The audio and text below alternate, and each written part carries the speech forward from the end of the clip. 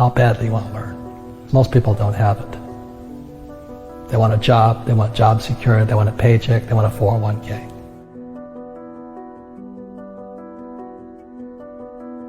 You've got to be so much smarter. If you want to be poor, I hate to say this, you can go to school, but you still won't learn anything about money. You know, there's a lot of people who can't make $1,000. And the reason they can't make $1,000 is because mentally, emotionally, spiritually, and physically, they're not capable of making $1,000, whatever the case is.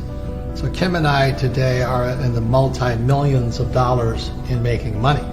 But we wouldn't have gotten there because one time we were having trouble at $1,000. So every time we had a problem, we had to get bigger than the problem. For many people out there with a $1,000 problem, they're not going to solve the problem until they personally develop themselves mentally, emotionally, spiritually, physically to be bigger than a $1,000 problem. There's 4 types of mindsets. One mindset is I must win. Another mindset is I must be right. Another mindset is I must be liked. And the other mindset is I must be comfortable. So the people who must be liked and the people who must be comfortable will probably never make it as entrepreneurs, simply because, you know, we hear it all the time. I don't really want to be rich. I just want to be comfortable. You know, I want to be with all my friends, have them like me. Well, they should not be entrepreneurs, they should be employees. The rich don't work for money. My way of teaching is to first put doubt in your brain, to challenge your belief systems. And then maybe you can choose new beliefs or keep up with old beliefs. So when you think about working for money, what comes through your head? So if I could explain this to you for the rest of the millennial lessons, it's really going to be on this theme here. Because financial education is about not working for money. Like one of the first questions when I finally realized what my rich dad was saying, I said, well, when do I never need a paycheck again? See, my goal wasn't, you know, go to the moon or, you know, cure cancer. My job was, when would I never need a paycheck again? Because as long as you need a paycheck, be it from an employer or like my poor dad, he was so afraid of losing his government pension. My poor dad was a PhD in education. But what does school teach you about money? Did you learn anything about money at school? Most people don't. So that's why I had my rich dad, who was my best friend's father, and he was teaching me what the rich teach me. If you want to be poor, I hate to say this, you can go to school, but you still won't learn anything about money. And education is more important today, but what do you learn about money? Most kids now going to school, they're coming out of school deeply in debt with student loans, still not learning anything about money. Look at the middle class. You know, they may have high-paying jobs, but the jobs are going away. One of the most important things you have in your life is time. It's one of your greatest assets, or it's your liability. And being, you know, I just turned 70, and I have friends who have nothing. I mean, they have zero. Now they've made a lot of money, but they have nothing here. They have nice houses, nice cars, you know what I mean? And being young is great, except it can be a liability to you. Because when you're young, you're just having a lot of fun and life's exciting, you know, it's new.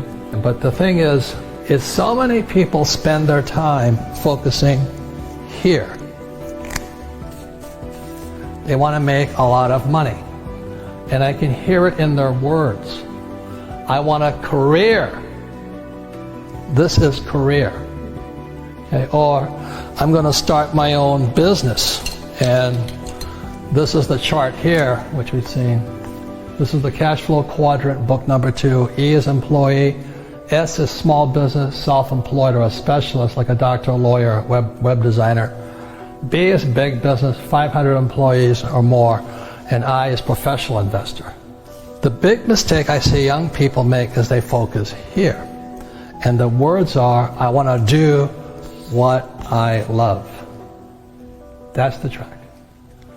You see, in real life, sometimes you have to do what you hate. Like people think I like to write books. I hate writing books. But it fills my purpose in life. It's not my passion, my purpose in life. because my purpose was to get here. I had to learn what I didn't want to learn. I had sometimes to do what I hated. I had to learn about taxes. I had to learn about debt. I had to take classes. I had to learn about insurance. So I was doing a lot of things I hated doing so I could come over here. These guys never do this because they live their passion. I want my passion. So the big mistake for young people is I'm going to do what I love, which is fine over here. But what do you love the most? Well, I loved my freedom. And I know it sounds greedy, but I love making money. I'd rather have a lot of money than no money. I've been both. I've been broke, I've been in down, everything, but I'd rather have a lot of money.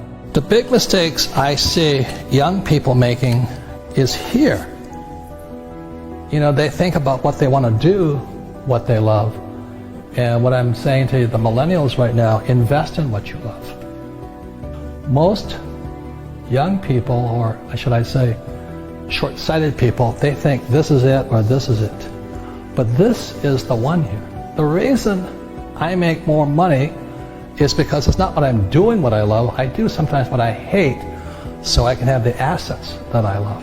I love having a business. So the business affords me the lifestyle I want. And then I invest in real estate. This is what I know. The higher the risk, the more education it takes. How badly you want to learn. Most people don't have it. They want a job, they want job security, they want a paycheck, they want a 401k. And that's why they don't get to come here. That's why they don't get to come over here. Nothing right or wrong, you know. I don't ever want to be here. I knew when I was your age I wanted to come here, but the higher the risk, the higher the returns, but also the higher dedication, education, and study you have to go through. You've got to be so much smarter.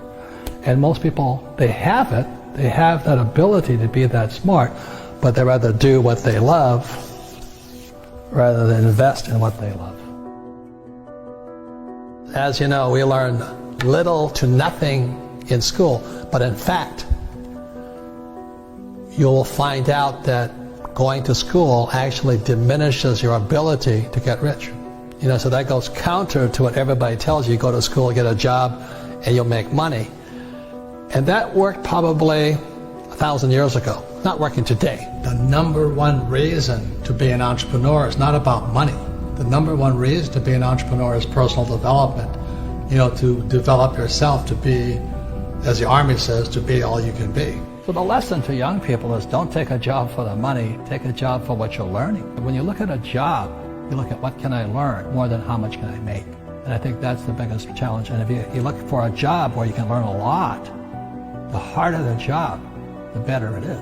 You know, I have bad luck too. I've had financial crashes. I've had people stab me in the back, but they're all good because I grow from it. That's spirituality. You know, people who are afraid of making mistakes, like they teach in school, they don't ever grow. Because spirituality is there's good and there's bad, there's right and there's wrong, there's up and there's down. Most people only want to be right. They only want to be positive. Well, you can't have that. That's not reality. And the average person, the reason they're poor is they haven't failed. You know, they play it so safe. They haven't made any mistakes like they taught in school.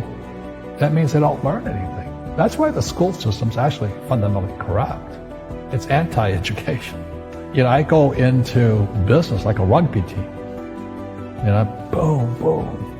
And we kick butt. But the average guy is standing there, oh, I'm an A student. I'm going to do this all on myself. And a bunch of rugby players run you over. And you go, well, they're not playing fair. Yeah, well, you're playing stupid. You should have a team. You should have accountants, attorneys, and bankers and all that stuff. But that's not the game I want to play. I said, then don't play the game.